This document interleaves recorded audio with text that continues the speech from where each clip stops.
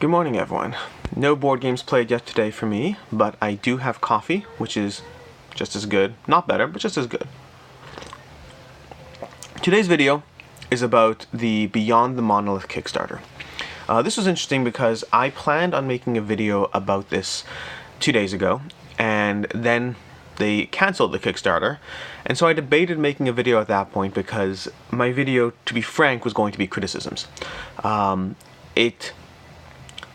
I was less inclined to make this video after they canceled because I'm not into beating a dead horse. I'm not into, even criticisms for me are only meant to be constructive, and once they canceled it, I just felt like it would be piling on. In the end, I decided to make the video anyway. I plan on being very clear about a lot of things. This is not a bashing a dead horse situation, but I thought that there was enough value to the opinions that it was worth putting out a video and just clarifying and making sure not to jump on them. I mean, they posted a very nice post-cancellation summary that was great. It was a great, they responded, they acknowledged they didn't really listen to the community, they acknowledged a lot of things they could have done differently. I thought it was a very well done post-Kickstarter cancellation summary, and you should read that. I truly wish them nothing. I wish Monolith nothing but well. I mean, in general, this industry is a very tight-knit industry. There are very few blockbuster companies in this industry, and even the biggest ones, even the monsters, meaning past Asmodee themselves, I don't know if I can think of a single faceless entity. All these entities have the people, have the community engagement. They have something like, I mean, if you mentioned EA Games, no one knows who the community rep for EA Games is. But even the largest company, Asmodee aside, we generally do know. We do have faces to these names. I mean, it's a close-knit community. We're very, yeah. I mean, it's a small, and I don't wish them anything but well. That being said, the goal of this video is, while I wish them well, and while I don't believe anything they did was with any form of malicious intent, at the end of the day, there's still a community, there's still feedback. This is a process that ourselves at Board Game Co. we've gone through over the past 5 years multiple times. I mean, at the end of the day, a company is trying to balance its financial interests in continuing to go, continuing to operate, continuing to deliver that which they're trying to deliver, but they have to balance that against the feedback from the community. They have to make decisions that are hard, that decide. I mean, the bottom line is always important because sustainability is important. If you go bankrupt, great, you've helped the community, but you're gone. But it's a balance. The point is, it's a balance. So there's no ill will towards Monolith. There's just feedback of some of them my own thoughts, and some of them thoughts that I've seen shared around significantly. With that said, to start with, I'm going to start with two criticisms that they're not unique to me, but they're not really criticism so much as target audience comments. The first is world crossovers. Beyond the Monolith was an ambitious system, a very ambitious system, and it's centered around the idea of crossing over universes.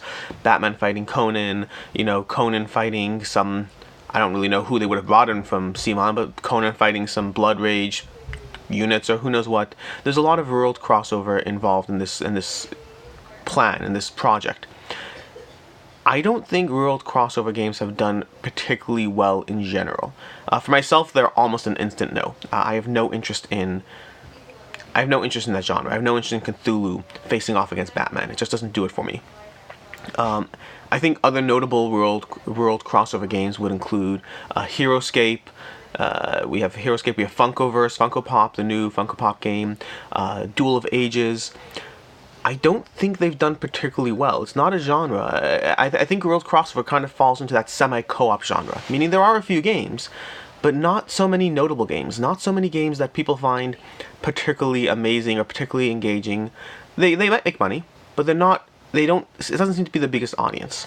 I don't know whether that's my own preconceptions about it, or whether there's some other crossover game that does do particularly well. I mean, Heroescape might be the exception there. Heroescape actually did fairly well, and it was the cost of production that killed the project.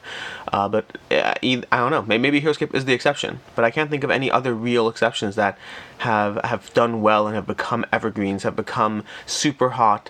They just kind of, they come, people are interested, and then they go away. It doesn't seem to have the largest audience when you have a world crossover game. So that's my own thing. I will not touch a Worlds crossover game. It just doesn't do it for me. The second criticism, and this was not criticism. The second comment, again, personal opinion, is I absolutely hate the idea of reaching into one box. And let's cover one thing about Beyond the Monolith, just in case you don't know. Beyond the Monolith is an ambitious project involving world crossovers, and they sold it as a console system. You buy into this center box that provides this console that you can use, and then you can reuse minis from other game systems. You can pull out your CMON minis, your Cthulhu Wars minis, your Mythic Battles minis. You can pull them out of the boxes and play these games. You can reuse minis. They had a tagline, I can't remember the exact tagline, but it's something along the lines of, stop paying for minis you don't use and use the ones you do. It's a great concept in theory. For me, it doesn't work. It doesn't work at all. Let's use one example. I bought the Kemet and Cyclades crossover pack. I never use it. I absolutely never use it. There is enough content in both those games that I am not interested in digging through one other box to pull out the minis so I can play it with this game and then making sure to put it back. I'm not lacking in content for those games that I feel the need to do that. Any other crossover pack I've ever had has had the same problem. Massive Darkness crossover pack to Zombicide. It's Besiege has a crossover pack. Anytime I've seen a miniature crossover pack where I have to take the contents from one game to play in another, I don't do it. It's an appealing concept to be sure, but it's just I'm not interested in trying to figure out where my minis ended up after game whatever. I do remember the one time I tried playing with the Cyclades crossover pack. I used it once. The next time I played, I brought Kemet to a friend's house and was missing the miniatures. That's insane. I mean, of course, I could have put it away carefully, but I just the pros aren't worth the cons to me, and it's just not worth the cons to me. I think that the main target for this is someone who potentially wants that element of crossover, but does not want to pay for it. Meaning they can't afford to have the number of games they'd like, and they want to get more use out of those games, and they are working with more limited resources and are willing to go through that work of putting minis here, putting them back, putting the tokens, rearranging, basically resorting multiple games and expansions every time you play. There might be people who are interested in doing that, but those people are almost certainly people with a limited budget, and we'll come back to that later. So that's my second comment. The third one, and this is where we start getting to the criticism range. And again, keep in mind, criticisms are meant to be constructive. At least any criticism I give is meant to be constructive. It's meant to either be a feedback of my own opinion, limited to my own opinion, or something that I felt was done poorly, but it's constructive. We're all trying to do well. We're all trying to do better. It's lots of hard choices. So this isn't about saying that they screwed up. This is about saying these are areas that I felt that could have been done better, and seemingly many others in the community felt could have been done better. It's not a lack of appreciation for what they do for the community. It's not a lack of appreciation for the games they brought to the table. It's just feedback. So to that end, the first one I have is that, and this is across the board. It was sad to watch the comments on both the Kickstarters, the videos, the pre-Kickstarter videos, the Facebook posts. It was confusing as hell. It was the whole concept and the way they delivered it managed to be confusing. I don't know how they made it so confusing, but it could be that they took a concept that could have been fairly clean and simple. It could be the concept of, here's a core system, use minis from different games to load them up and then play a game. Could have been delivered in a much simpler manner. I think it got confusing because they were trying to bridge multiple worlds, including their own multiple worlds, in one Kickstarter. The pages, the sheer content, the sheer level of content that they had, it took what was a simple concept and made it absolutely confusing. They may have been better off. I don't even know. This is just a pure off-the-cuff guess. They may have been better off launching a single Kickstarter for the core system with the option to purchase the core system alone if you already have content, or 2 faction boxes, and that's it. Have a second Kickstarter in a year where they release all these other faction boxes to use with your system. They overloaded what should have been a simple concept with a ton of content that made everything so confusing. The levels of questions and the layers of questions people had, and how this worked with this, and what if I have that pledge, and what if I have this pledge, and I have those minis, but I want this. It was an absolute nightmare. And watching the comments everywhere, it was just, this is confusing, this is confusing, this is confusing. And yet there were no significant changes to anything they were doing as a result of these comments before the Kickstarter. I mean, the whole point of a pre-Kickstarter page is to give you that feedback now when you need it, so that you can turn around and then execute it. Now that's hard, don't get me wrong. It's not easy to just turn around and say, oh, let's change all the graphics we have and we're loading up. But while I recognize it's hard, I don't think they did themselves any service by getting the feedback and ignoring it. It is hard, yes, 100% it's hard. But it's a disservice to not try to act on it. It's a disservice to yourself, not to others. I'm not saying to operate for others. For yourself, if everyone finds it confusing, understand that that's not going to suddenly magically change when you launch the Kickstarter. If it's confusing, it's confusing. So that was a concern that I had. Another aspect, and this goes back to the overloads of content, is they split the audience. Their audience was split both between the worlds people were interested in. Do I want Conan? Do I want Batman, Cthulhu? Do I want Simon? As well as the fact that there was also a split even within the factions. Conan, the whole Kickstarter, if you watch the comments, there were so many people who were coming back for more Conan. Not Beyond the Monolith, they wanted more Conan. And so they were trying to get more content from their Conan system, and the whole Kickstarter was selling a whole different thing. So they had a split audience even within their own Kickstarter.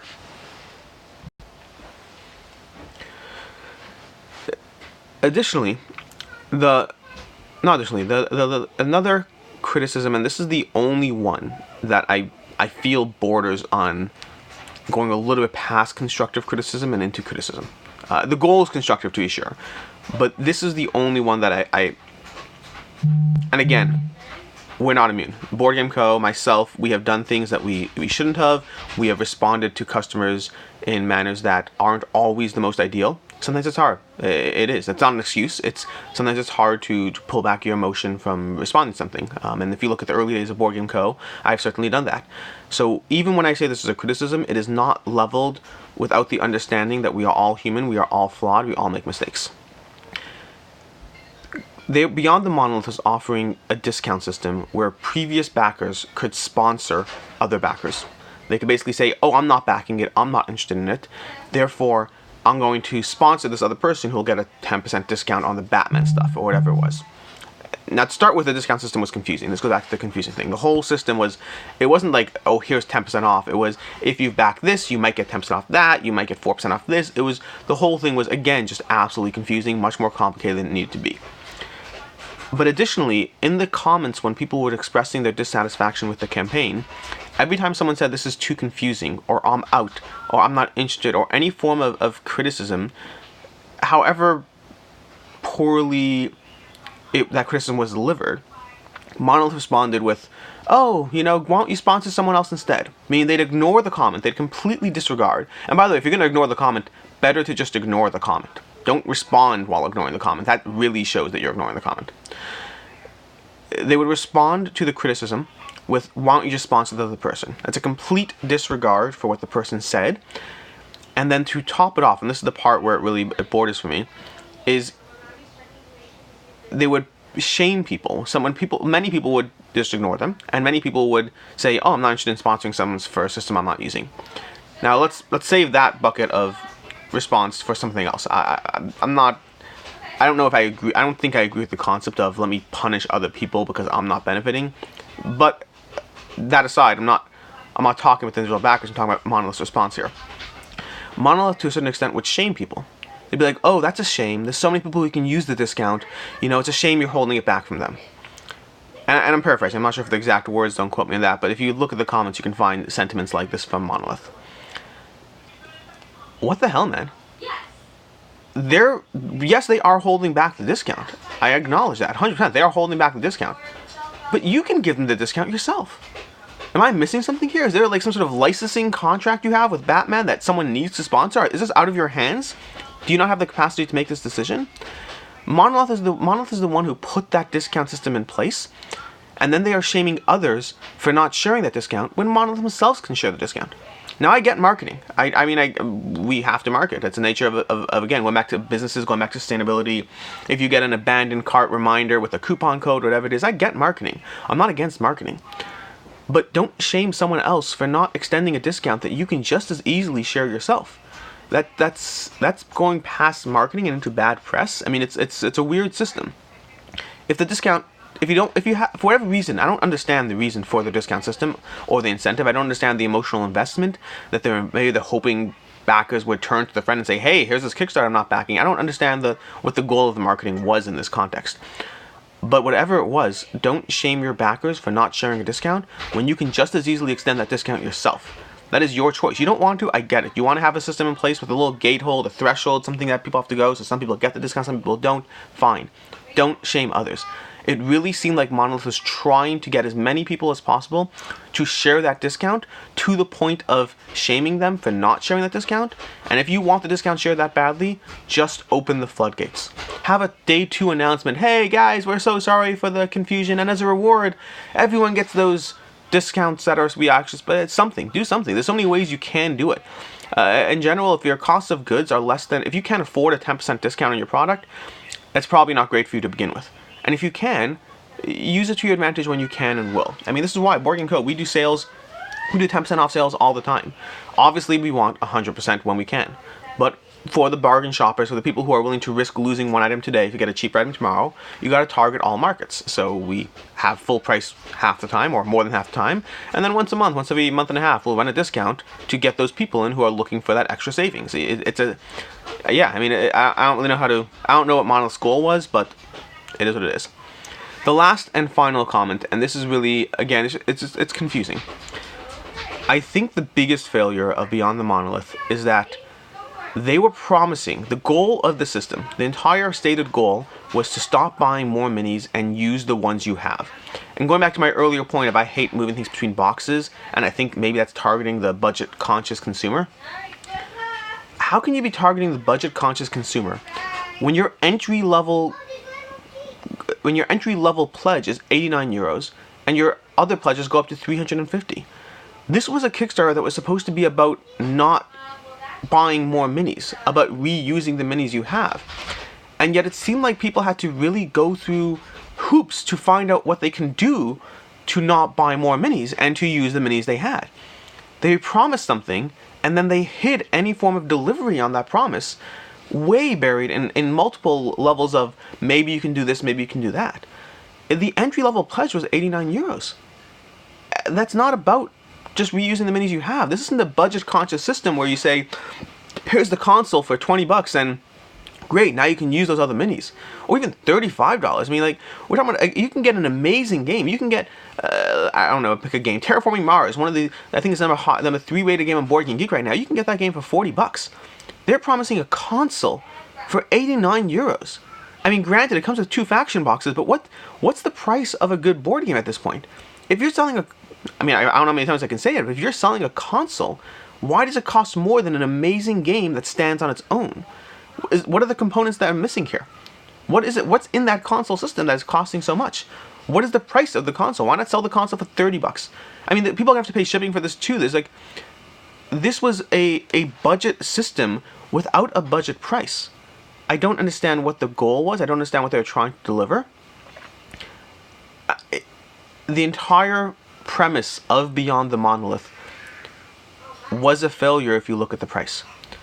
Don't sell it that way. They sold it as a system that doesn't involve buying more minis, and then they sold a ton of minis, and not new minis, resculpts. This is something I didn't even touch about my complaints, and probably because that doesn't really, I don't have enough of the Monolith games.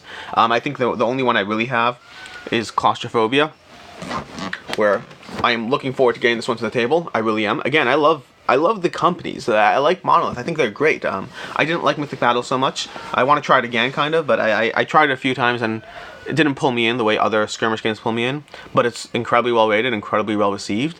I look forward to trying other games from Monolith. I'm a big fan of these mini-heavy games, and while I don't like all of them, I like many of them. But Monolith's Beyond the Monolith system was a promise that was confusing, was poorly managed, and ultimately didn't even deliver on the basic idea of what they were promising on. I wish Monolith well. I believe they can do tremendously well. I mean, the sheer amount of interest that people have. Like, just to give you a concept here, all the criticisms I gave for any other company, they shouldn't have been able, they raised 250,000 before they canceled. They needed 850, but they raised 250,000. That is an incredibly amazing number considering the number of issues this campaign had. Other campaigns flounder to get to 100k with everything done right. Monolith, with everything done wrong, got to 250k. I believe they can do tremendous things and will continue to do tremendous things. They have an audience that loves them. They have games that are incredibly well received. And I wish Monolith all the best. At the end of the day, Beyond the Monolith was a system that I was not interested in from day one. And sadly, it looks like the community was not interested in it either, based on the reception and closing. I wish them all the best. I don't know. I mean, tell me, what's your favorite Monolith game? Forget that. What did you think about the campaign? Were you interested? Were you disappointed when it crashed? Were you hoping it would cancel? Is there some form of... it was... I mean, again, I thought it was done poorly, but there's no happiness that it was canceled. There's no validation of my opinion. There's just a lot of people who invested time and energy into something that didn't work, and that's sad. Whatever your opinions are of the campaign, whatever your opinions are of their mistake, a lot of people were hurt by the cancellation of the campaign, and I wish them all the best going forward. That's basically it. That's my opinion. I'd love to hear yours, if you felt the same, if you felt differently, why you felt the same or differently. You can comment down below. You can like this video. You can subscribe for more content. You can go buy stuff from us on BoardGameCo.com. If we're doing something wrong, let us know. Put a nice polite video out telling us how much you love us and how much you want us to succeed, but what we can do better. We're always interested in feedback. That's basically it. I'm Alex from Board Game Co. Have a good one.